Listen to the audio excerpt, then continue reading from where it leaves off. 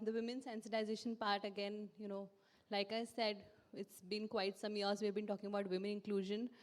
Yesterday, one thing I forgot to share is like how I entered the field of women diversity and inclusion. A lot of personal experiences. So I started my journey as a plant HR in a manufacturing unit. The first thing I noticed was we were managing 3 units. One of the units did not have a women washroom. We had a bus service which used to take women from one unit to the other at every 30 minutes so that women could access washrooms. That was the first instance when I realized that we are missing the basics. And then when I started reading more on this, I realized Leena Nair, who is now the CEO of Chanel, she has had a similar experience herself, but that was some 20, 30 years back, I guess. Another female of a friend of mine, recently, she went to a manufacturing unit in India, a very large organization. She again faced the same thing. There was not a single women's washroom on the floor.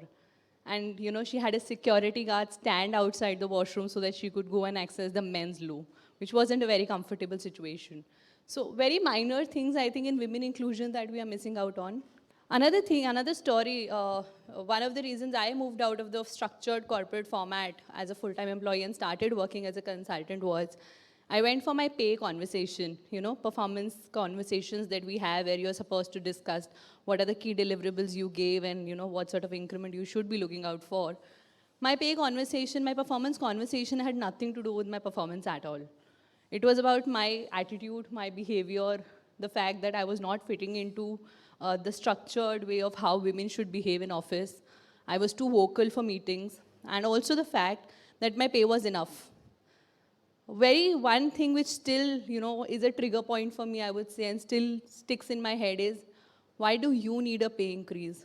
Your husband is earning well, you just got married, you have a house of your own, you are not paying the bills, right? Why do you need a pay increment? This was the one thing which still sticks into my mind. Every time I still see that office, I still have those triggers back in my head. And that's one of the things I want to say is that minor casual conversations, minor casual things that people just randomly say.